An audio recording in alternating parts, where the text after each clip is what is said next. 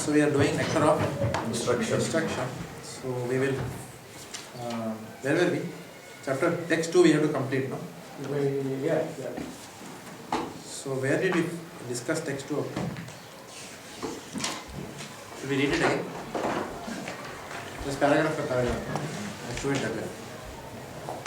Turn out the book. First paragraph. First paragraph. Translation पढ़ना एक बार. Text 2. अत्याहार प्रयासश्च प्रजल्पो नियमः जनसंगश्च लौल्यं च षड्भिर्भक्तिर् विनश्यति. One's devotional service is spoiled when he becomes too entangled in the following 6 activities. Number 1, eating more than necessary or collecting more funds than required. 2, over-endeavoring for mundane things that are very difficult to obtain. 3, talking unnecessarily about mundane subject matters. 4, practicing the scriptural rules and regulations only for the sake of following them and not for the sake of spiritual advancement, or rejecting the rules and regulations of the scriptures and working independently or whimsically. 5, associating with worldly-minded persons who are not interested in Krishna consciousness. And 6, being greedy for mundane achievements. Human life is meant for plain living and high thinking. Since all conditioned living beings are under the control of the Lord's third energy, this material world is designed so that one is obliged to work. The Supreme Personality of Godhead has 3 primary energies or potencies. The first is called Antaranga Shakti, or the internal potency.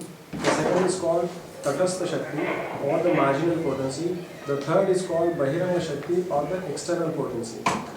The living entities constitute the marginal potency, and they are situated between the internal and external potencies.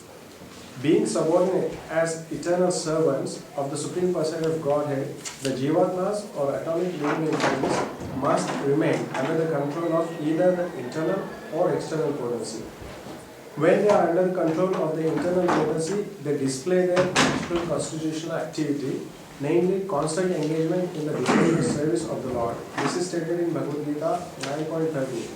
O Sarah Pratap, those who are not deluded, the great souls, are under the protection of the divine nature.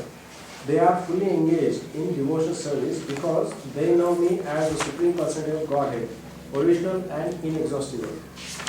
The word Mahatma refers to those who are broad-minded, not cripple-minded. Cripple-minded persons always engaged in satisfying their senses, sometimes expand their activities in order to do good for others through some ism like nationalism, humanitarianism, or altruism. They may reject personal sense gratification for the sense gratification of others, like the members of their family, community, or society, either national or international. Actually, all this is communal to social. All this is extended sense gratification from personal to communal to social. This may all be very good from the material point of view, but such activities have no spiritual value. The basis of such activity is sense gratification, either personal or extended. Only when a person gratifies the senses of the Supreme Lord can he be called a Mahatma or broad-minded person. Thank you. What are the points here?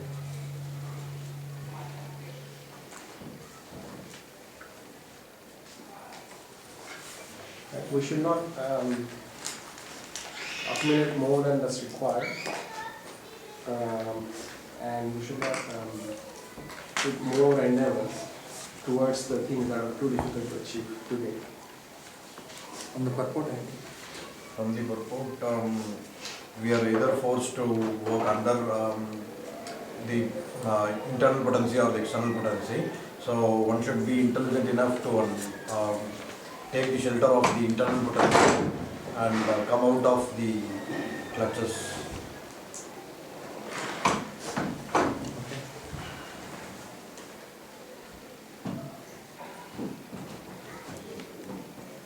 So one should behave as a Mahatma, meaning should work towards satisfying the senses of the Lord rather than satisfying himself or his extended community of people. We should keep our life simple, because we complicate our life, then we struggle and the struggle keeps continuing. Prabhupada also pointing out these are social services. Social services like, the society services, their caste services, and their level, so what level they can reach. And ultimately Prabhupada categorizing that as also part of sense gratification. Okay. So, the discussion of Mahatma is coming here. Mahatma refers to a person who is broad-minded and not cripple-minded. Cripple means what? The word cripple, when you get crippled, then what happens to you? Right? When we get crippled, what happens to us? We are not working to our full potential, right? Or our scope gets restricted. If I can go there and touch this, if I get crippled, I can't reach that. Do I have the potential to reach that? Yes, but because I'm crippled, I can't. Okay, so it's something like that. So Mahatma refers to a person who is broad-minded. So cripple-minded means, what is broad-minded? Broad-minded means a consciousness which has compassion towards all living entities, not a particular species of living entities, not a particular country of living entities, not a particular sectarian caste within that country, right? Not a state. So all these are not a community, not a gender. I work for the benefit of all men in this world, or I stand for women's liberation or something like that. So it's not. So compassion extends to every living entity. So in that sense, a Mahatma is broad-minded, not cripple-minded. So cripple-mindedness is manifested in terms of either self-centric, me and my family only, or sometimes it can maximum extend up to nationalism, humanitarianism, or altruism. It can extend to one's own caste, community, like that. For example, many political parties in India are also saying we are working for the welfare of so and so caste, or people from so and so state. The moment you put such an agenda, then it is not going to work at all in the first place, because then there are other people who will say that because I am not from this state, then you will not take care of me as a government, you will be unfair to me. So in that sense, sometimes we believe that foreign countries are racist, but actually India is one of the most racist places. Actually see like that. We have racism in the form of caste, subcaste.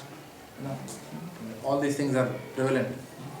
So broad-mindedness means looking at every living entity as a spirit soul, like that. So and such a person who sees like that, mahantaste samachitta prashanta, vimanyah suhrida sadhavoye. Which is that verse?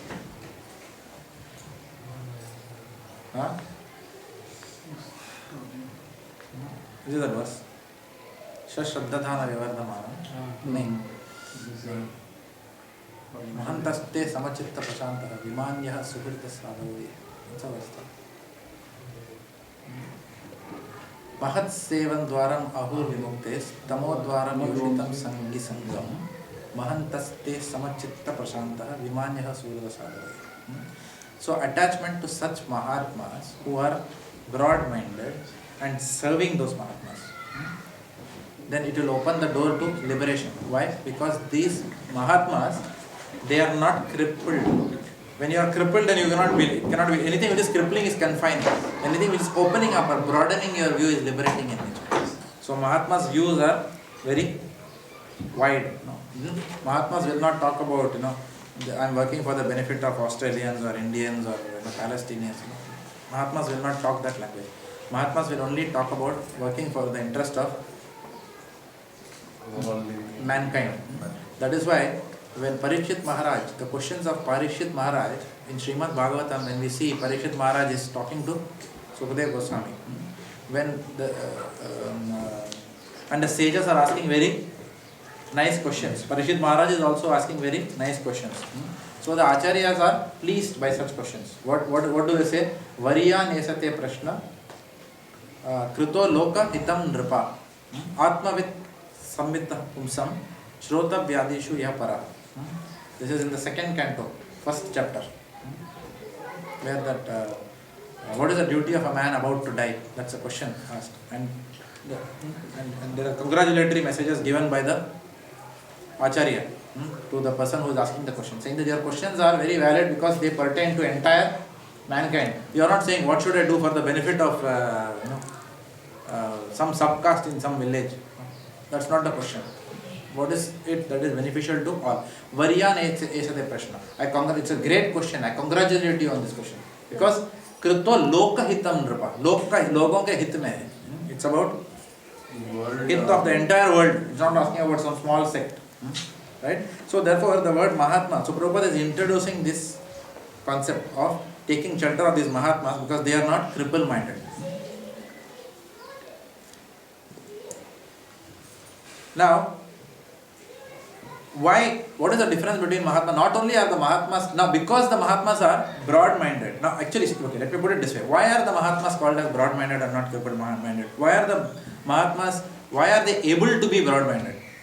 They are able to be broad-minded because they have a higher philosophy. They know the goal of life.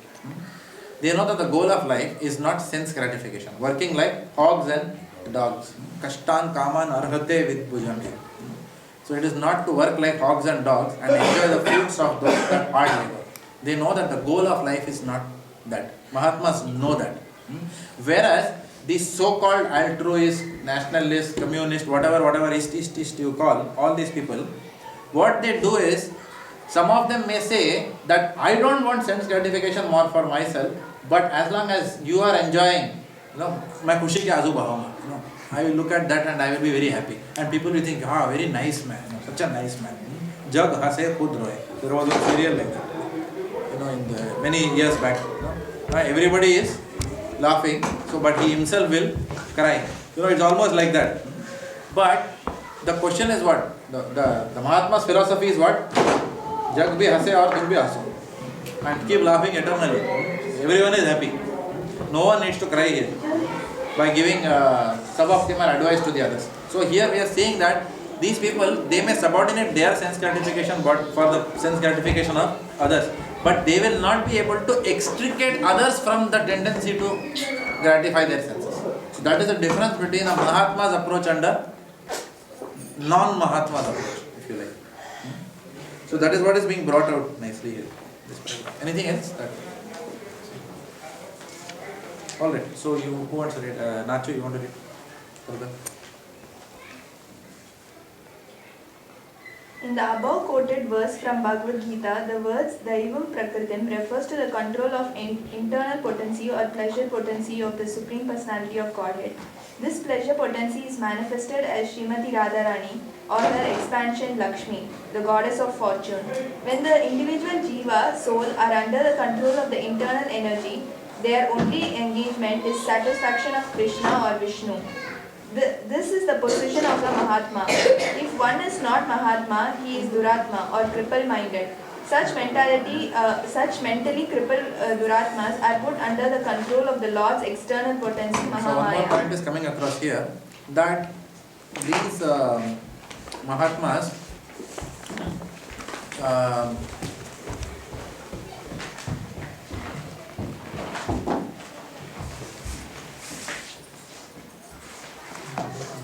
they are under the control of the Lord's internal energy. So their only goal is satisfaction of the senses of Krishna. So the Aam Janta is looking after their satisfaction of their own senses. The altruists and nationalists, they are saying, okay, I will work and you enjoy your senses. And that's why they are glorified. Okay? Whereas the Mahatma says, there should be, the whole idea of work is for the sense gratification of, for the pleasure of, not sense gratification, for the pleasure of Lord Krishna. So that is the difference in approach, what we are seeing here. Why? Because one is under the control of the external energy, and the Mahatmas are under the control of Daivim Prakriti. That's why that verse is also given from Bhagavad Gita. Mahatmanastu Mam Partha Daivim Prakriti Ashrita. So they are under the control of divine energy. Vegan Prabhupada. Indeed, all living entities within this material world are under the control of Mahamaya, whose business is to subject them to the influence of threefold miseries. Adi Devika Klesha, sufferings caused by the demigods such as droughts, earthquakes and storms. Adi Bhautika Klesham, sufferings caused by other living entities like insects or enemies. And Adhyatmika Klesha, sufferings caused by one's own body and mind, such as mental and physical infirmities. Daiva Bhutatma Hetavaha, the conditioned souls subjected to these three miseries by the control of external energy suffer various difficulties. The main problem confronting the conditioned souls is repetition of birth, old age, disease and death. In the material world, one has to work for the maintenance of the body and soul, but how can one perform such work in a way that is favorable for the execution of Krishna consciousness? Everyone requires possession such as food grains, clothing, money and other things necessary for the maintenance of the body, but one should not collect more than necessary for his actual basic needs. If this natural principle is followed, there will be no difficulty in maintaining the body. According to nature's arrangement, living entities lower on the evolutionary scale do not eat or collect more than necessary. Consequently, in the animal kingdom, there is generally no economic problem or scarcity of necessities. If a bag of rice is placed in a public place, birds will come to eat a few grains and go away. A human being, however, will take away the whole bag. He will eat all his stomach can hold and then try to keep the rest in storage. According to scriptures, this collection of more than necessary adhyahara is prohibited. Now the entire world is suffering because of it. Okay. What are the points here? What is the concept of fixed deposit?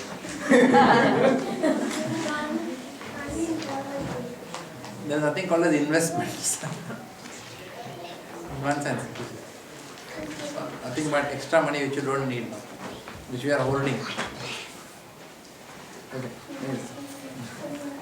So what are the points here? It looks like humans are very less intelligent than animals, when you think in one sense. Yeah. So Chaitanya Charan Prabhu was mentioning in one class that it has been researched that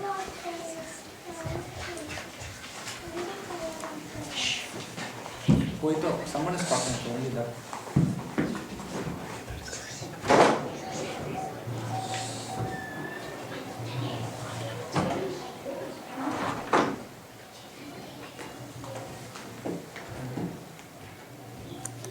Sorry, what was Chaitanya Charan Prabhu was talking in a lecture. Yeah, Chaitanya Charan Prabhu was mentioning in one class that in this world,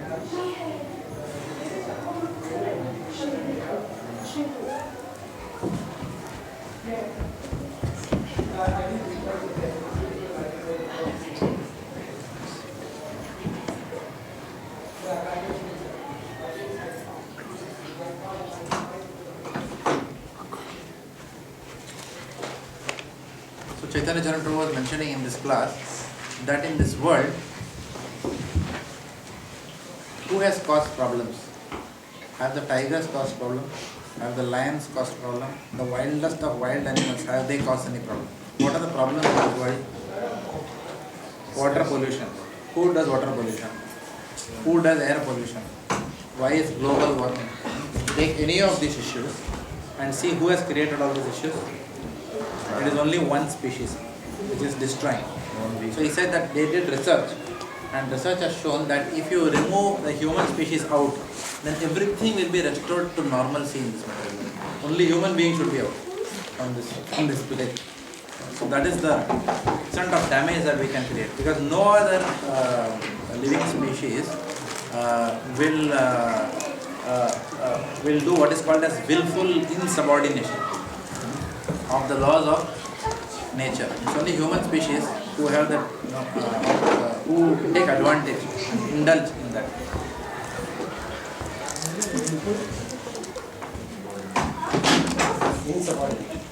Yeah. What do you mean with Willful insubordination. You know what's willful insubordination? Yeah. Willful insubordination means आप बोलोगे मैं नहीं सुनने वाला हूँ, जो करना है करो. That's called willful. It's an example of willful insubordination. नहीं करूँगा बस. I will not obey. I choose not to obey. Okay. Though you may tell, but who are you to tell? Who am I? Why should I obey? That's called as willful insubordination. So it's only human beings who do this willful insubordination. So in this planet, if the entire if human species is removed, everything else will be normal in this world. There will be no nuclear wars, right? There will be no scarcity of any eatables in this world, because animals know what they need to eat. It's only human beings who don't know what is good to eat and what is not good to eat. Only human beings. In the scriptures, it is very clearly written that we should not eat meat.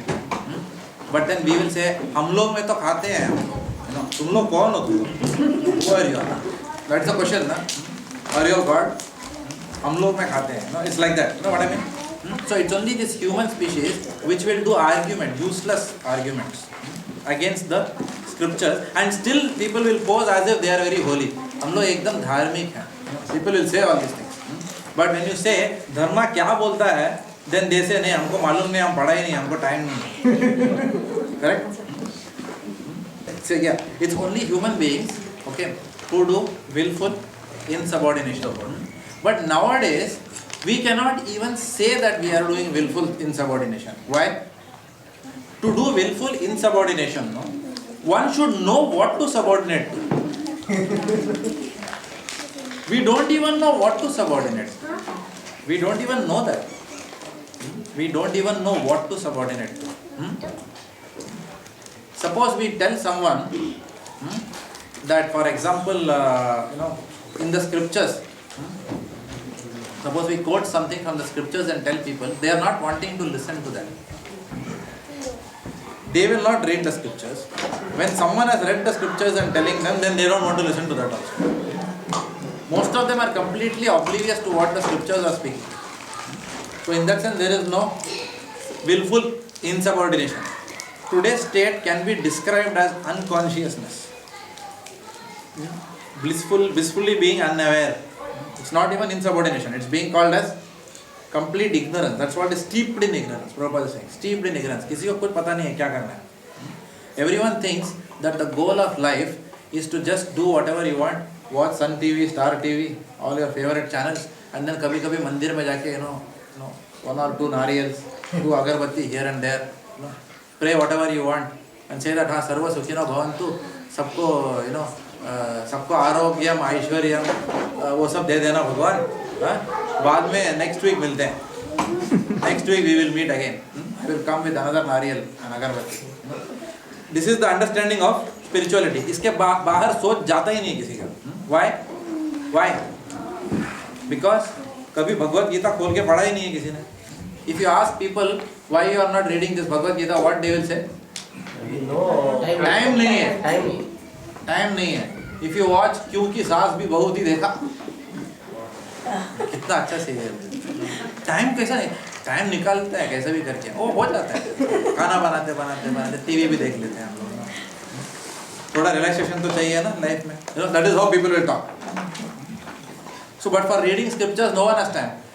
No one knows what is the goal of life. जिंदगी का मकसद किसी को नहीं पता है. Everyone thinks the goal of life is to work very hard and enjoy the जो खूब हार्ड वर्क करो, खूब पैसे कमाओ, और जो पैसा कमाया उसमें खूब ऐश करो. Live very comfortably, wear nice branded clothes, अच्छा गॉगल होना चाहिए, स्टाइल में प्रेस्टीज होना चाहिए फैमिली का. Like that. Everyone will say, अरे वाह, आपका फैमिली तो इतना सक्सेसफुल है. That's all. Full stop. And then what happens? One day death comes. One day death comes and ऐसा लेके जाता है. It will come and it will snatch us away. And उसके बाद when death comes, we can't take credit card or anything over there. Neither we can take our family members. नहीं. So many years we have been together. Please, Yamaraj ji. No. You have to go alone. अकेला जाना पड़ेगा. सब छोड़ के जैसा आया था वैसे जाना पड़ेगा. So this is the problem. So people don't know the goal of life. Because why? They are under the control of the external energy of the Lord. Whereas Mahatmas, who is a Mahatma? Mahatma is a person who knows the goal of life. Not only that, he can explain the goal of life to others. Like such a person is Mahatma. So Prabhupada is hammering the point that we should take this lesson from the Mahatmas. Mahatmas, because they know the goal of life. What is the goal of life? Goal of life is self-realization. Realizing who we are and who is God. Okay. Half the people don't even know who is God. Right? What they will say?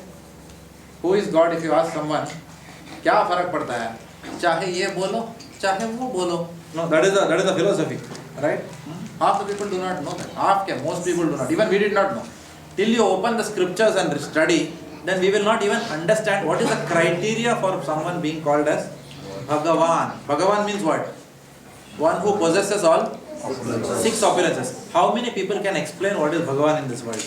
Only a person who has read scriptures will know where Bhagavan is defined. Aishwaryasya samagrasya viryasya yashasya. Jnana vairagyaschaiva shannam bhagavad. How many people will know this definition? Right, before we all opened Bhagavad Gita, हमको पता था क्या भगवान कौन है? Nobody knew. Before we opened Bhagavatam, did we ever know?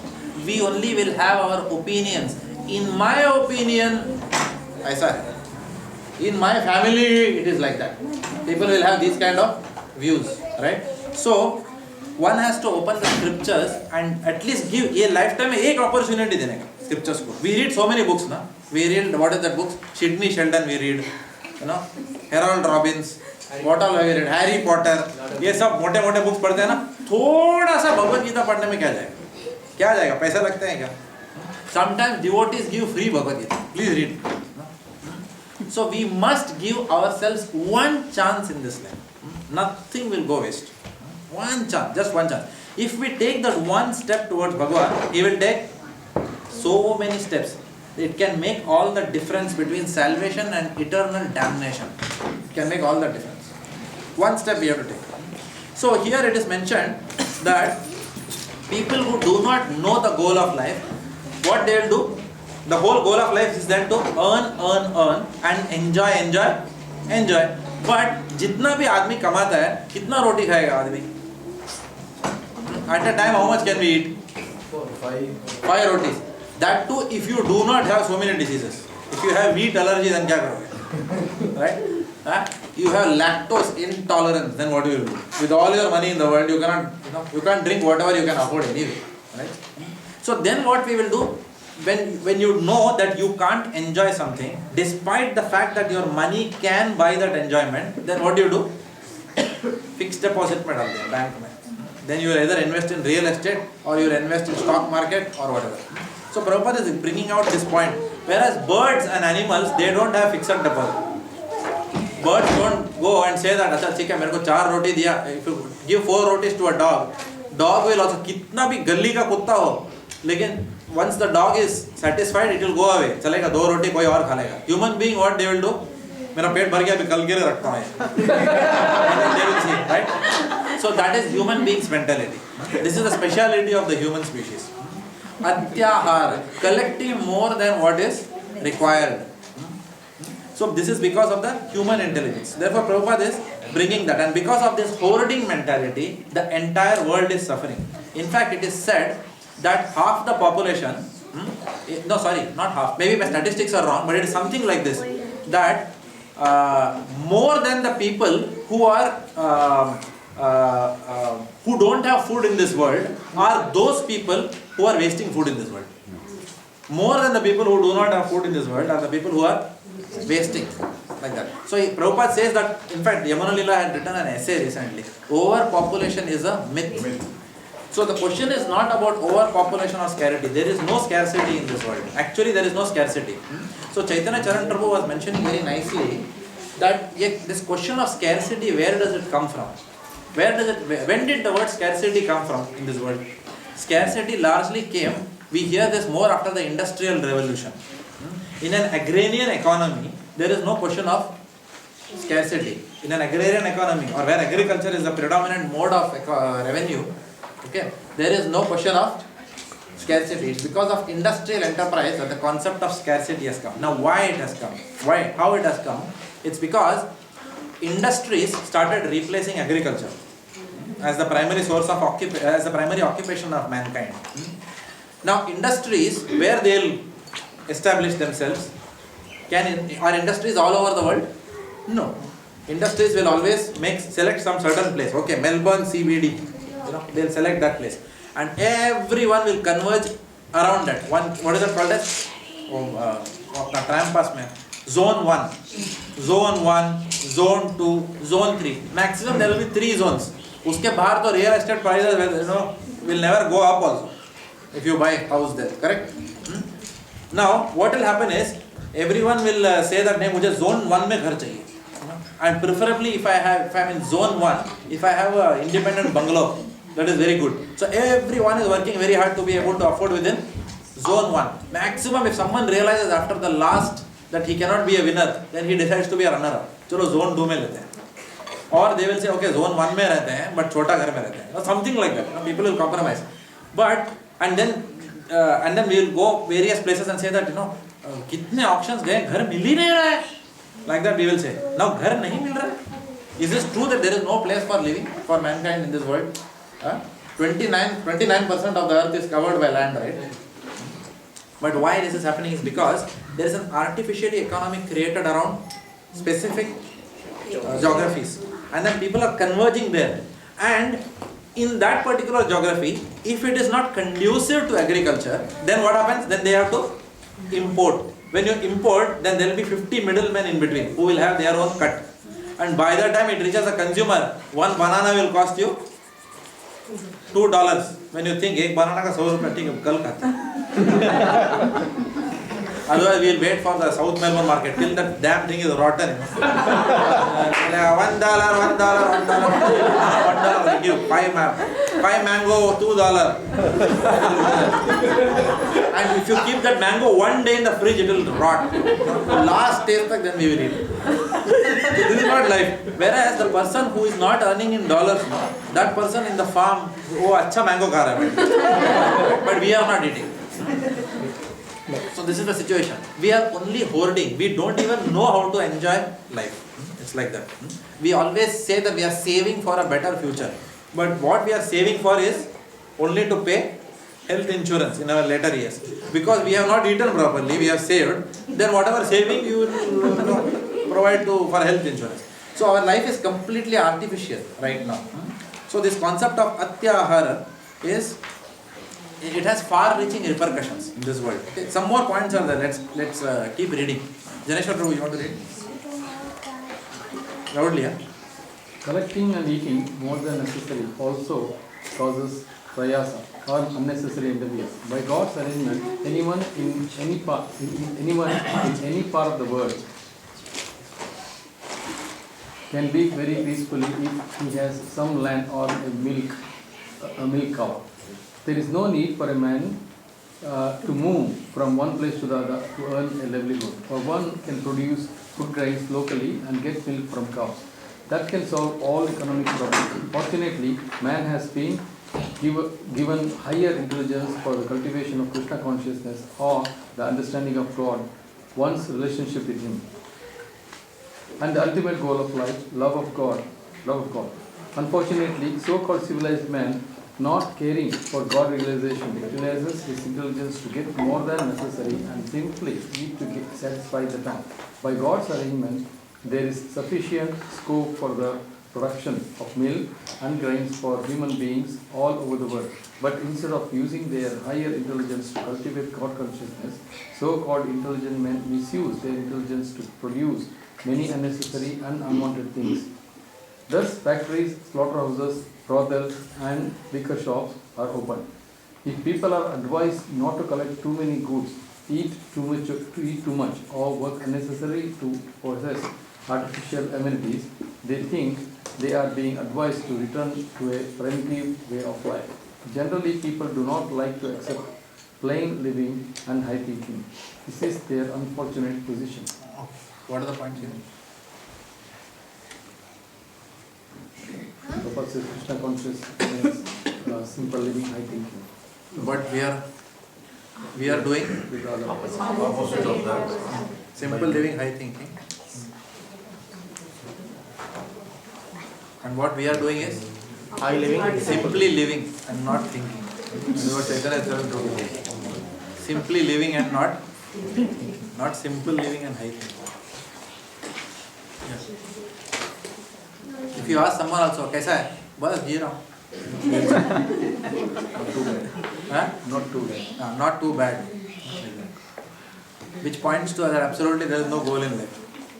बस जी रहा हूँ. आज का दिन निकल गया. Live by the day. Take it as it comes. People will say such things. Yeah.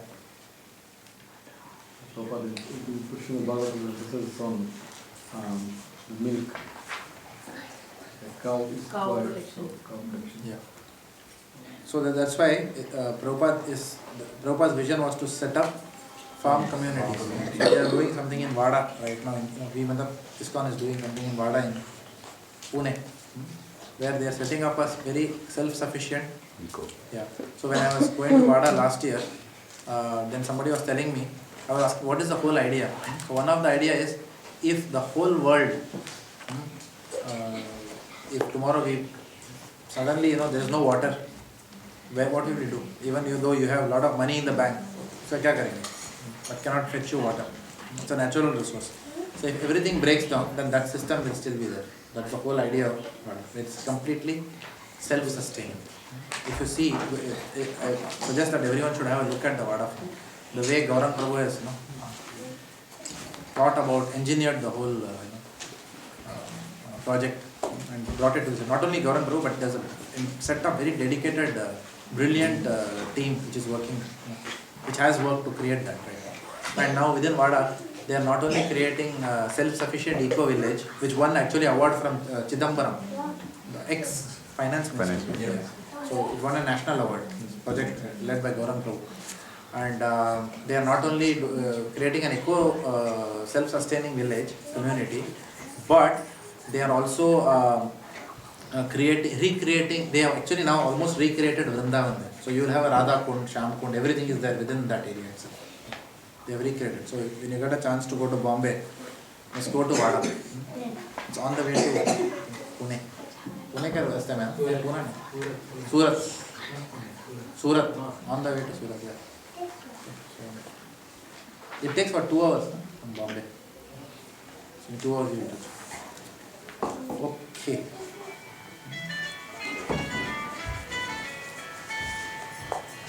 One has to understand he should not misuse his intelligence, rather properly use his intelligence to take ownership.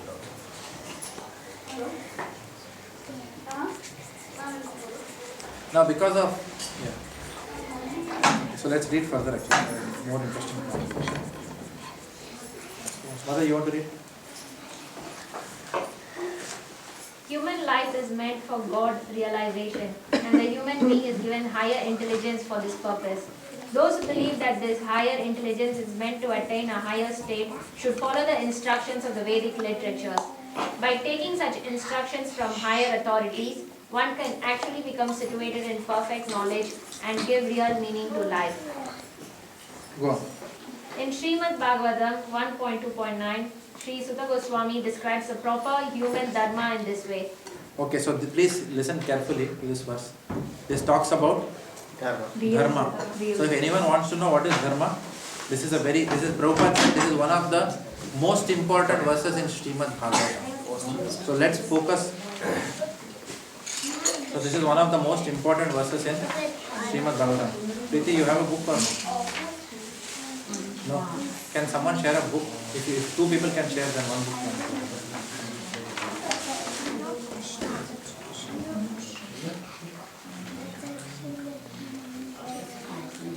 Okay, so in the Srimad Bhagavatam, so this verse is given. So go on, read this and please be very attentive on this section. Dharmasya hi apavargasya Dharmasya hi apavargasya nato arthayo kalpate natasya dharmaikantasya kamo labhya hi smrita. All occupational engagements dharma are certainly meant for ultimate liberation. They should never be performed for material gain. Furthermore, one who is engaged in the ultimate occupational service dharma should never use material gain to cultivate sense gratification. The first step in human civilization consists of occupational engagements performed according to the scriptural injunctions. The higher intelligence of a human being should be trained to understand basic dharma. In human society, there are various religious conceptions characterized as Hindu, Christian, Hebrew, Mohammedan, Buddhist, and so on. For without religion, human society is no better than animal society. As stated above, religion is meant for attaining emancipation, not for getting bread. Sometimes, human society manufactures a system of so-called religion aimed at material advancement, but that is far from purpose of true dharma. Religion entails understanding the laws of God because the proper execution of these laws ultimately leads one out of material entanglement. That is the true purpose of religion. Unfortunately, people accept religion for material prosperity because of atyahara or excessive desire for such prosperity. True religion, however, instructs people to be satisfied with the bare necessities of life while cultivating Krishna consciousness. Even though we acquire economic development, true religion allows it only for supplying the bare necessities of material existence. Jivasya Tattva Jignasa, the real purpose of life, is to inquire about the absolute truth. If our endeavor, prayasa, is not to inquire about the absolute truth, we will simply increase our endeavor to satisfy our artificial needs. A spiritual aspirant should avoid mundane endeavor. Very beautiful purport. So, this verse says, Dharmasya hi apavargasya anartho arthayo pakalpate. So, usually, in the material world, people think there are 4 subject matters which the Vedas deal with. What are the first 3 subject matters? Dharma, Artha and Kama. The 4th is Moksha. Okay? And the 5th is Panchama Purushartha, which is different. Okay? So let's keep that in abeyance right now. Let's only talk about the first 3. Dharma, Artha and Kama. So people usually think that the purpose of Dharma is to attain Artha. And the purpose of Artha is to enjoy Kama. Right? So the whole world is revolving only around these 3. So Prabhupada is cautioning us here not to be under ignorance, perpetual ignorance. Not the goal of life is not to only fill our bellies and thank God that, oh, thank you, my dear Lord, that you provided us with food, shelter, everything. Because the animals don't pray to Lord. Do you see animals having satsang? Anytime? No, animals don't do satsang. But unko bhi khana milta hai na. So if you are only going to the Lord for praying for food and bread and butter and good health and all that, then you don't need to go to Him. Because if your good karma is such that your health will be good, you will automatically have good health. And if you have such bad karma, such that your halat will be bad only, then whatever you do, it is not going to resolve. Just by going to some Devi Devata and praying, then it is not. Because what happens, if we have this kind of mentality towards, worshipping, then what will happen? If that particular God or whatever, Devata, whoever we are worshipping, if that person fulfills our desire, then we say, मुझे तो एकदम श्रद्धा आ गया. And if वो SSC में लुढ़क गया, for example, तो गया problem. मैं मानता था, but कुछ नहीं हुआ. बाबा के पास गया, बाबा ने क्या किया मेरे लिए? मैंने बाबा तेरे लिए क्या किया नहीं किया. But बाबा मेरा एक एडमिशन इलेक्ट्रॉनिक्स इंजीनियरिंग में मैंने मांगा था, वो भी नहीं किया आपने. दिन रात मैं आपका माला जपा. So because why? Because you are going with a baggage of material desires which has got nothing to do with Bhakti. उसका और भक्ति का कोई संबंध ही नहीं है. Now in India what happens? Usually people go with Changu Bangu concept. No? Changu tells Bangu, मैं इधर जाता हूँ, तू भी चलना मेरे साथ. And Bangu also goes along with Changu to that place. And 4 Bangu जहाँ पे मिले, फिर वहाँ पे एक opinion form हो जाता है. उसमें और 15 लोग ऐड हो जाते हैं, तो opinion becomes a fact. Opinion becomes a fact. So everybody collectively is under ignorance. And then it becomes the truth. For everyone, that becomes the truth. So therefore, when we study the scriptures, that's why we say Om Ajnana Timirandhasya Jnananjana Shalakaya Chakshurun Militam Yena Tasmai Sri Gurave Namaha. Because all our inhibitions जो हम इतने सालों से सोचते आए हैं वो सब shatter हो जाता है.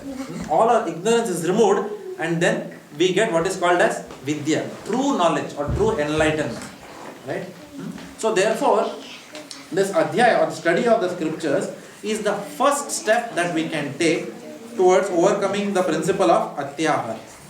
Without knowing the goal of life, we cannot overcome greed by artificial control of the mind. It is not possible. It's only with knowledge that ignorance can be cut. It's only with light that darkness can be removed. So we should not hesitate like this. The only way of overcoming or coming out of this darkness and making wrong choices and wrong decisions in our life is to study the scriptures. We should know three things. SAP, Sambandha Gyan, Abhideya Gyan and Parayojana Gyan. These three things once we know, only then we can overcome the problem of atyahara. Because this over accumulation will automatically mean over endeavoring. Over endeavoring will give us more than what we require.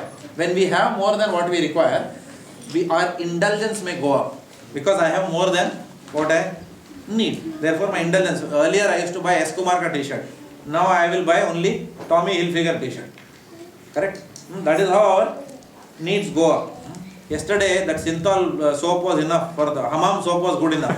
अभी वो पैसा ज़्यादा आ गया तो अभी Dove का कौन सा? हाँ? कौन सा है वो? Expensive soap. Pierce. Yes. कौन सा साबुन? Or something we will want. Certain things which are not required we will stock in our house. Like that. There will be 15 shampoos. Dandruff removal shampoo. ये शैम्पू वो shampoo और वो दो shampoo के लिए 50 और conditioner. All this required for the hair, which anyway will fall down one day. What is it? No, even men are. I don't blame women. Men are also like that. Even in my childhood also, in my teenage years, I was also like that. Using that, what is that? I started the habit of. One of my friends told me, मर्द है तो jail लगाना चाहिए बाल में. I said, ये तो कभी सुना ही नहीं था. He said, no, you have to be a man. You know, you should put the gel such a way that if you do here, it will fly like this, the hair, like that. You comb and then he used to flick like that. When I used to say, wow, sahi hai. Then even I used to. So, but the hair has to, because my hair is like this, no. So he used to call me Anna Male. This fellow, seriously, my classmate, he said, Jagan, you are Anna Male. I said, come on, man. And he was from Bandra. Bandra is a hip suburb in Bombay. And I was from Vikhroli. Vikhroli is apna jaham aadmi ka jagah hai. You know, so he used to tell me, you should become like that. ऐसा बाल छोड़ना और बीच में से parting करना. And then he introduced me to all the unnecessary cosmetics that I never needed in my life. Later on I realized whatever gel I put, my hair is like this only. तू आगे जाना. So unnecessarily, new products started coming. And I remember for the first time, he introduced me to this alloy and lanolin, some soap like that. And then I asked my mother, ये मिलता है क्या? My mother said, नहीं, honesty stores में नहीं मिलेगा ये. It will be only available in some Bandra, in some posh where the film stars are living, such products. And I used to go and ask my mother, I want these products. She said, ये सब मिलता नहीं है. Here we'll get the Godrej ka, something you'll get, Kio Karpin case tail, something like that. Actually, that is good enough for life. But when we see others and when we get very enamored with their opulence, then what happens? We think that मुझे भी ऐसा बनना है उसके जैसा. And then you work very hard to lift your lifestyle. Kashtan kaman arhate with bhujambir. Then the whole goal of life is lost. And then finally, what happens? Whatever soap you put, alloy, lanolin, hammam soap, finally the skin is going to hang in old age like this. Correct? आँखों से दिखाई भी नहीं देगा, right? बाल, God knows अगर कुछ रहेगा भी, right? With all that. Correct. So old age will finally make us humble. Old age can make two things can happen. With knowledge, old age can make us humble. But if we don't have the knowledge of the scriptures, old age will merely result in stubbornness. That's all. Then nobody can teach you, nobody can change you. Like that. So we should not become like that. We have to be very careful. But fortunately, we have the scriptures. We will always go by scriptural knowledge. We will not invent our own philosophy. Okay. What is the next? Did we read this? Collecting and eating more than necessary also causes prayas. We read that. So this is so much for prayas. Let's go to the next aspect, which is prajalpa. Who wants to read? Karunavata Prabhu, you read no already once. So Mataji go. Mataji, you have a book with you? No. Rajkumar who? Another impediment. Sorry. Not you. Another impediment is prajalpa, unnecessary talking. So when we mix with a few friends, we immediately begin unnecessary talking, sounding just like croaking toads. If we must talk about the Krishna Consciousness movement. So those outside of the Krishna Consciousness movement are interested in reading heaps of newspapers, magazines and novels, solving crossword puzzles and doing many other nonsensical things. In this fashion, people simply waste their valuable time and energy. In the Western countries, old men retired from active life play cards, fish, watch television and debate about useless socio-political schemes. All these and other frivolous activities are included in the prajalpa category. Intelligent persons interested in Krishna consciousness should never take part in such activities. Jana Sangha refers to... No, that's okay. That's the next. Okay, so what does this talk about? This talks about the second item which will kill bhakti. The first item which will kill bhakti is over-endeavoring and greed. The second thing which will kill bhakti is prajalpa. So, Prabhupada is writing here about mundane talk. And he talks about how people spend their retired life here. Playing cards, watching television, like that, till they get knowledge. We cannot, so Prabhupada says, people who are ignorant of the scriptures, they can be pardoned because pata nahi hai. But those people cannot be pardoned who even after being shown the scriptures say that nahi padenge. Such people, you cannot save them. You can only awaken a person who is genuinely asleep. जो सो ही नहीं रहा है उसको कैसे उठा सकते? Because that person is pretending. बोले आँख बंद करके मैं उठने वाला ही उठाओ. Whereas a person who is genuinely asleep, you keep an alarm and he will wake up. Otherwise, only death will give us a... Finally, when we approach death, then the wake-up call will come. And by that time, it will be too late. Like that. So people usually who do not have this knowledge waste their valuable human life. Unless one comes from avidya to vidya, one cannot but engage oneself in all these mundane conversations. For the conversations to be lifted to a higher level, there has to be a purpose. There has to be an incentive to lift our conversation. So the knowledge gives us that incentive. Once we know the goal of life, we know that the standards are that and I am here, only then we'll make conscious efforts to get there. If we don't even know the goal of life, then why should we change anything that we are doing currently, right? So therefore, education should start with knowing the goal of life. Education should start with knowing who am I. Without that knowledge, nothing in the realm of spirituality anybody will understand. We will simply go to the temple on weekends and pray for our daily bread or for some material things, and we will say I am a nice Hindu. हम लोग बहुत धार्मिक हैं. That's all. Full stop. Nothing will come out of that. Okay, next paragraph. Who wants to read? Are we through? Sorry, Jai. Aishwarya Jagannath. Janasangha. Janasangha refers to associating with persons not interested in Krishna consciousness. One should strictly avoid such association.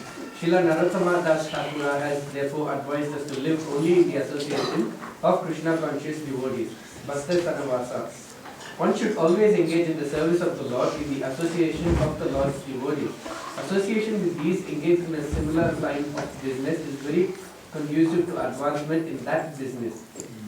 Consequently, materialistic persons from various associations and clubs to enhance their endeavors. For example, in the business world, we find such institutions as the Stock Exchange and Chamber of Commerce. Similarly, we have established the International Society of Krishna Consciousness to give people an opportunity to associate with those who have not forgotten Krishna. A spiritual association offered by our ISKCON movement is increasing day by day. Many people from different parts of the world are joining this society to awaken their dormant Krishna consciousness. So therefore, only when we associate with devotees, our Shraddha will increase. Last time we discussed about what is the difference between Shraddha and Nishtha. What is the difference between Shraddha and Nishtha? Intensity. The intensity of faith. That is the only difference between Shraddha and Nishtha. So to move from this level of intensity of faith to that level of intensity, there is a process which is given. Which is what? Sadhu Sangha and Bhajana Kriya, leading to Anartha Nivritti, resulting in Nishtha. Right? So that is the process which has been given. So, unfortunately, not everyone knows this particular process.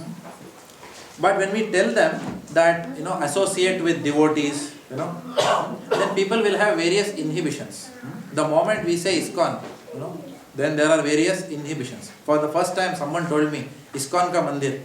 Then I was very scared. Then I remembered, dam maro, dam mit jaye, gam bolo subah sham, Hare Krishna Hare Ram. I thought ये लोग कुछ ऐसा गांजा वांजा मार के नाचते हैं और हाथ ऐसा उठा के, because that is what Zeenat Aman was doing in that movie, like that. So my vision of Hare Krishna Hare Ram was that, but obviously that was a very wrong projection. Devanand did a blunder by making that movie, right? Which he apologized later on to the devotees. Okay, so it was completely wrong projection. For years I lived in that ignorance. Okay, when my best friend told me Krishna is Supreme Personality of Godhead, I immediately told him, hey, तू तो ISKCON जाता है, इसके लिए तू ऐसा बोलता है. Krishna Supreme Personality of Godhead. As if ISKCON के अलावा कोई नहीं बोल रहा है. Krishna is Supreme Personality of Godhead. In Maharashtra we have Sant Tukaram, Namdev, all of them glorified who? Vitthal Rukmini only. Right? So there is nothing international about calling Krishna as Bhagavan. It's not an international concept. It's very much a local concept which has been taken internationally, because Srila Prabhupada was given the task that जाके कृष्ण भक्ति का प्रचार पाश्चात्य देशों में करो. Go to the foreign countries and preach. Therefore, he took this knowledge and went. It is not an international concept. Krishna is very much. Again, Krishna is not also an Indian God. ऐसा भी नहीं. God is, there is nothing like God. Indian का God है, या Bandra West का एक भगवान है, Vikhroli East का एक भगवान है. No, nothing like that. There is only one person. He is known by various names. Okay. So therefore, this knowledge, if we have to come into enlightenment from ignorance, the only way is how? By taking association of devotees. Otherwise we will not come from darkness to light. And also avoiding the association of non-devotees. Okay? Because these people will take us away from the goal of life. Usually we are not able to get away from the association of non-devotees. Why? Why? Because we work outside. Huh? We work outside. Because we work outside. I am not talking about not speaking. It's not that मैं सिर्फ भक्तों से बात करूँगा. If we do like that, नौकरी चला जाएगा 2 दिन में. 2 दिन नहीं, 1 दिन में जाएगा. Okay, 1 घंटे में जाएगा. Monday morning is a meeting. If I keep quiet, I will only talk to devotees. They'll say, okay, no problem. You take salary from devotees only.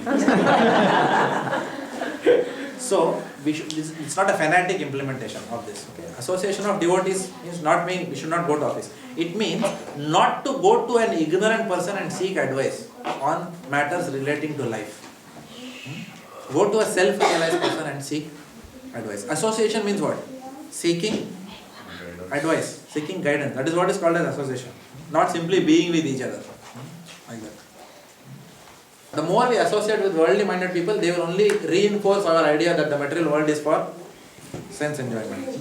So asat sang tyag e Vaishnava achar. So always asat sang tyag, not to associate. In fact, this is one common theme that comes across both the verses. If you see the next verse, what does it talk about? Shadbir Bhakti Prasiddhyati. And this is Shakbir Bhakti Vinashati. But a common item is what? To both association. So association is the key important. It can either take us up or it can take us right down. Okay. So, Avish.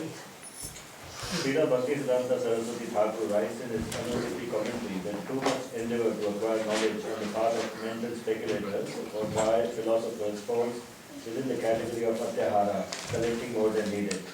According to Srimad Bhagavatam, the endeavor of philosophical speculators to write volumes of books on dry philosophy devoid of Krishna consciousness is entirely futile.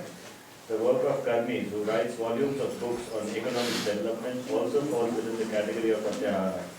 Similarly, those who have no desire for Krishna consciousness and who are simply interested in possessing more and more material things, either in the shape of scientific knowledge or monetary gain, are all included under the control of Atyahara. Okay, so here Atyahara is also what? Accumulating more knowledge than what is required. Unnecessarily doing what is that called as paralysis of analysis. Correct? So too much getting into the details more than what has been recommended by the Acharyas is also a waste of time. For example, it's good to understand from the 5th canto how the cosmic structure is. But if you say no, मैं पूरा अपना जीवन I'm going to now study ये जम्बूद्वीप है कहाँ actually. Suppose I go and focus on then we will become Jambudvipa conscious, not Krishna conscious. At the end of the day, you have to understand there is something which is given. अभी ठीक है भाई, जम्बूद्वीप है तो है अभी. मुझे जम्बूद्वीप से बाहर जाने का मार्ग दिखाइए. I don't want to become a PhD in how the universal structure is there. Too much study, scholarly type, and then failing the goal. It's like operation successful, patient dead. It will almost mean like that. So the goal of all this knowledge is what? To always remember Krishna, not forget Krishna. Otherwise, we'll get too attached to all these things and forget to move ahead. Which is the main canto? 10th canto. If we cannot release that, even if we are PhDs in 5th canto, then it is not going to allow us entry into Krishna's pastime. We have to again come back to this material world. Of course, we are still, but 5th canto, if it is read in a mood that look, God is so great, but I am going to use this knowledge for preaching to the scientifically minded people so that I can eventually deliver them, then that becomes Bhakti Yoga. Then it is not me. But we should know the purpose for which we are reading those sections. So too much tark vitark, even Shankaracharya also mentioned that. What is that verse? Samprapte sannihite kale nahi nahi rakshate. The rules of grammar will not save you at the time of death. Bhaja Govindam. Okay, Karmis. Who wants to read? Mother, you have to read. Karmis. Voice is a bit. Ice cream खाया आपने? Who wants to read? Adaji, Karmis labor to accumulate more and more money for future generations, only because they do not know their future position. Interested only in getting more and more money for their sons and grandsons. Such foolish persons do not even know what their position is going to be in the next life. There are many incidents that illustrate this point. Once a great karmi accumulated a vast fortune for his sons and grandsons, but later, according to his karma, he took his birth in a cobbler's house, located near the building which in his previous life he had constructed for his children. It so happened that when this very cobbler came to his former house, his former sons and grandsons beat him with shoes. Unless the karmis and jnanis become interested in Krishna consciousness, they will simply continue to waste their life in fruitless activities. Yeah. So, if our whole mindset is about how to make money only, then even in Shamshan Ghat, when we go and see dead bodies burning, we will think there is an opportunity for being in the wood business. Lakde ka dhanda karta. That is how the mind will go. Because the mind is so conditioned. Or like the example of that Lala. You remember that Lala's example which we discussed many years back? Lala was in deathbed and all his family members came to his deathbed. The Lala was very happy. But बोला सब लोग आए हैं आपको मिलने के लिए दादाजी said सब लोग यहाँ आए तो दुकान में कौन बैठा है? So even in the death time, his mind is only on the business. So Prabhupada is bringing this point out like that. Once the mind is totally karmi, it becomes very difficult to extricate ourselves from such thinking. So bhakti is not something to be practiced in old age. It has to be done as early as possible. What is that verse which says, बचपन से भक्ति करना चाहिए? कौमारम आचरे प्रज्ञो धर्मान भागवतान इह दुर्लभ मनुष्य जन्मम तदापि अध्रुवम अर्थदम्. This is what Prahlad Maharaj is saying. Bhakti कब से करना चाहिए? As young as possible. Because the goal of this life, this body is a gift given by, this body is like a space suit which is meant to escape the gravitational pull of the material world. Right? So, when this body is fit, that time it is most effective to escape the gravitational pull. When it is old and infirm, then it is more difficult to practice bhakti. Whereas people exactly tell ulta. ये सब बाद में बुढ़ापन में करने का चीज़ है. Half the people who saw that बुढ़ापन में भी नहीं करते हैं, वो अलग बात है. But people will say like this. But this body is fresh. What would you like to offer to the Lord? A body which is fresh, or which is anyway कुछ नहीं होगा इसका. Like sometimes we do charity, no. After shirt is torn and pant is torn, then we will say अभी किसी गरीब को देता हूँ. गरीब को देना है तो अच्छा वाला दो ना फिर. फटा हुआ क्यों देते हो? It's like that. Anyway you are not going to wear. That is not called as dan dharma. Right? So similarly, when during old age only if we think that no, I will give this to Krishna, that is okay. At least you are giving something. Better than not giving. Otherwise some people will over that also. नहीं, ये फटा हुआ है फिर भी मैं रखता हूँ. So at least you are giving, but it is best to give during the youth. So the right time to start bhakti is yesterday. If we have not started yesterday, we should start today. If today we don't have time, we should start tomorrow. Who wants to read? Sumedha also. Accepting. Accepting some of the scriptural rules and regulations for immediate benefit as a utilitarian advocate is called niyamat agraha, and neglecting the rules and regulations of the shastras which are meant for spiritual development is called niyama agraha.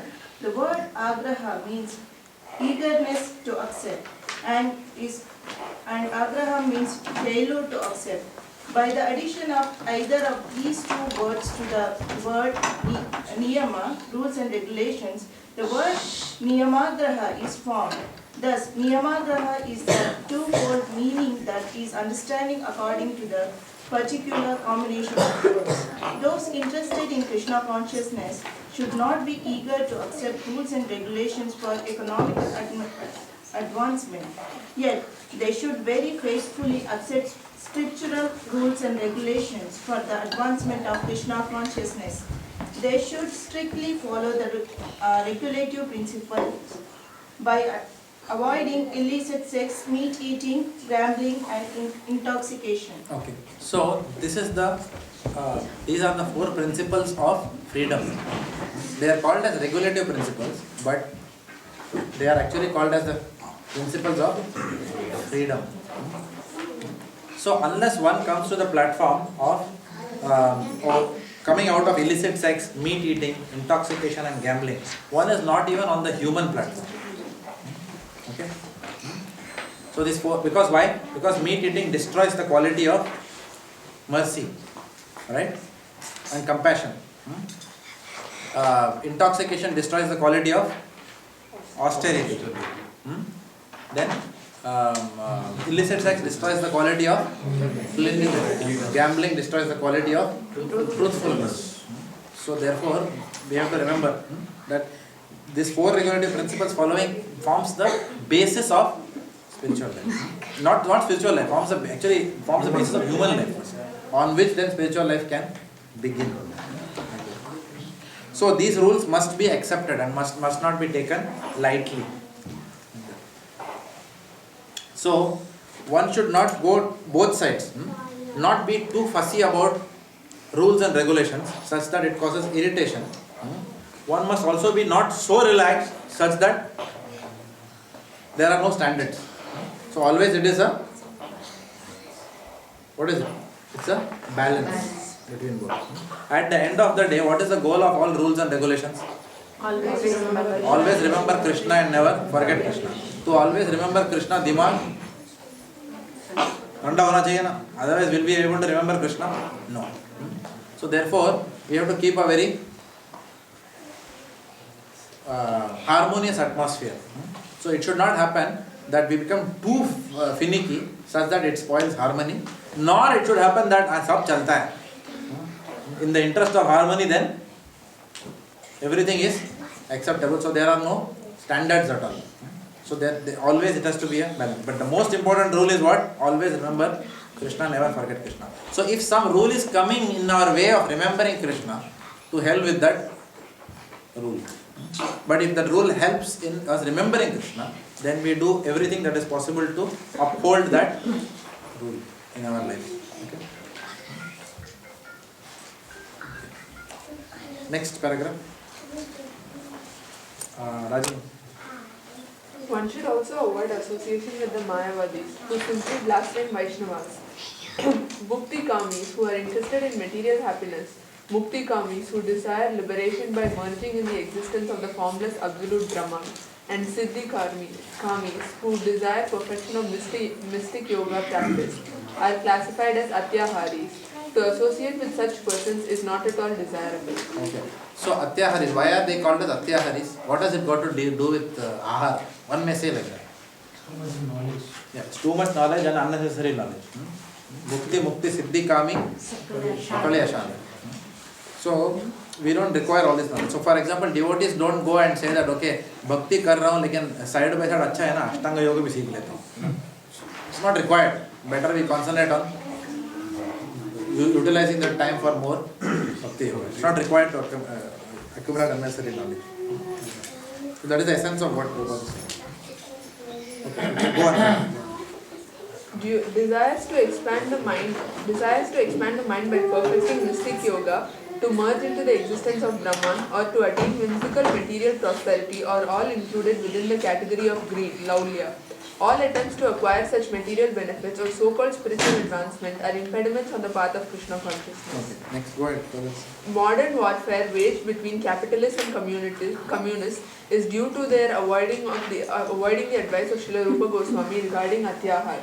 Modern capitalists accumulate more wealth than necessary, and the communists, envious of their prosperity, want to nationalize all wealth and property. Unfortunately, the communists do not know how to solve the problem of wealth and its distribution. Consequently, when the wealth of the capitalists falls into the hands of the communists, no solution results. Opposed to these two philosophies, the Krishna conscious ideology states that all wealth belongs to Krishna. Thus, unless all wealth comes under the administration of Krishna, there can be no solution to the economic problem of mankind. Nothing can be solved by placing wealth in the hands of the communist or the capitalist. If a $100 bill is lying on the street, someone may pick it up and put it in his pocket. Such a man is not honest. Another man may see the money and decide to let it remain there, thinking that he should not touch another's property. Although the second man does not steal the money for his own purposes, he is unaware of its proper use.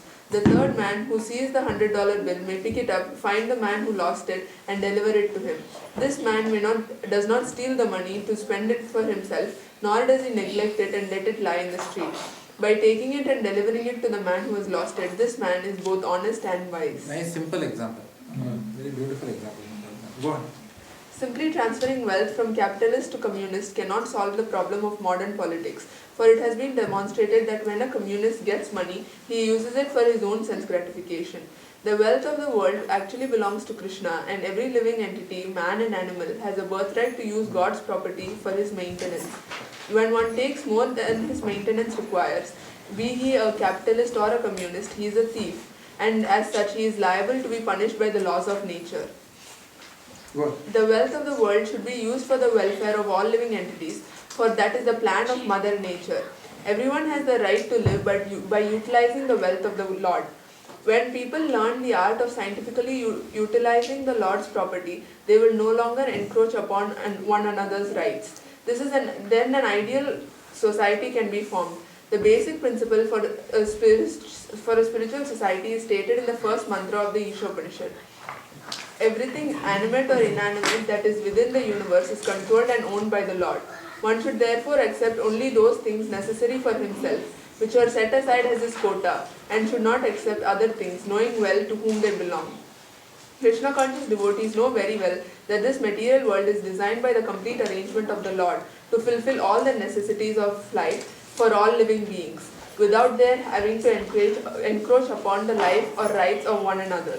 This complete arrangement affords the proper quota of wealth for everyone according to his real needs, and thus everyone may live peacefully according to the principles of plain living and right thinking. Unfortunately, materialists who have neither faith in the plan of God nor any aspirations for higher spiritual development misuse their God-given intelligence only to augment their material possessions. They devise many systems such as capitalism and materialistic communism to advance their material position. They are not interested in the laws of God or in a higher goal. Always anxious to fulfill their unlimited desires for sense gratification, they are conspicuous by their ability to exploit their fellow living beings.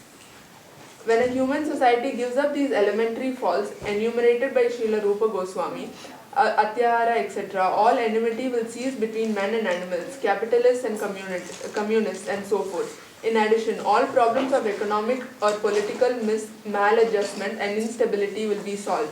This pure consciousness is awakened by the proper spiritual education and practice offered scientifically by the Krishna Conscious movement. This Krishna Consciousness movement offers a spiritual community that can bring about a peaceful condition in the world. Every intelligent man should purify his consciousness and rid himself of the above-mentioned 6 hindrances to devotional service by taking wholehearted shelter of this Krishna Conscious movement. What are the points? Unless one utilizes his life in devotional service, it's a waste of time, like as he said in Dharma Swami Prabhupada.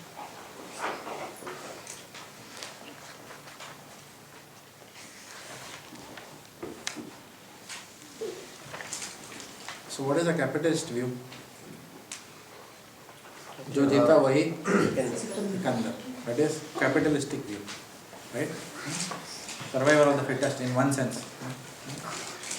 You make more money, yours. You make more money, it's yours. Like that. Resources. One who has as much as you work, you have a right to own that much of resources. Communist view is what? जो भी है सब of the people, or not of the people, of the government, or the government by the government. Democracy, which Prabhupada called as democracy, is of the people, by the people, for the people. And devotional life is of Krishna, for Krishna, and by Krishna. So this is, you can see clearly this view. So the whole mindset is changed now. For devotees, we know that Isavashya principle. Isavashya principle, if we know, then we'll know also what kind of government should be there in society. A government which upholds the Isavashya principle, which is the only type of government which can uphold Isavashya principle. Which type of government? Democracy? No. In Srimad Bhagavatam it is mentioned that only a monarchy form of government can. Monarchy means what? One king, under whose rule everyone must be. But can he be any kind of king? Such a king who is a Kshatriya has to be a Raja Rishi. He has to be such a king who is constantly under the advice of Brahmanas, so that he does not act according to his own whims. What is that verse? Na sukham na param gatim in Bhagavad Gita. One who acts na shastra vidhim utsritya sukham na param gatim. Such a leader cannot be a person who is acting on his own whims and fancies. He will always act in deference to the scriptures, right? He will always act under the advice of the Brahminical layer. So the Brahminical layer knows very well what is the goal of life. So all policies and procedures which are laid down under such a governance system will derive its values from the scriptures. So whatever systems that or processes that are put in, all those systems and processes, whatever social structure is being established, all that structure, everything is coming from that principle, which is the Isavashya principle. Everything belongs to the Lord, and the goal of life is to attain the. So in such a monarchical form of government, we can expect to have Varnashrama Dharma re-established in society. Only in such a form of government. Otherwise, Varnashrama Dharma is not possible. Even in democracy, of the people, for the people, by the people and all is fine, but it does not recognize that people are having different natures, different proclivities.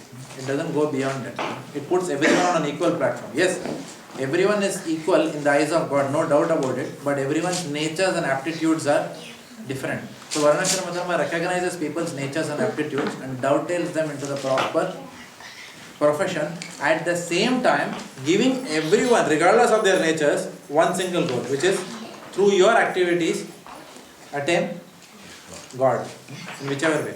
By tilling the land you can attain, by adhyaya you can attain, by governance you can attain, by trade, by generating, by cow protection and farm communities you can attain. So the whole government is then it's such a government is a perfect government, which has a Raja Rishi at the top. Otherwise, Prabhupada is talking about all this communism, of the people, for the people, even democracy. None of these governments will succeed. Because even in democracy we are seeing Atyahar. In communism also we are seeing Atyahar. So why democracy is failing? Why democracy will not work? That way it's not a bad system. Because the people are mudas, foolish. They don't know who. They will vote for anyone who will continue their sense gratification for them. So everyone thinks, I can eat my beef, no? That's all. I vote for this government. Uske bahar soch jata hi nahi aadmi ka. Like that. Okay, we'll stop here. So we'll go to the next verse in the next verse 3. Srila Prabhupada.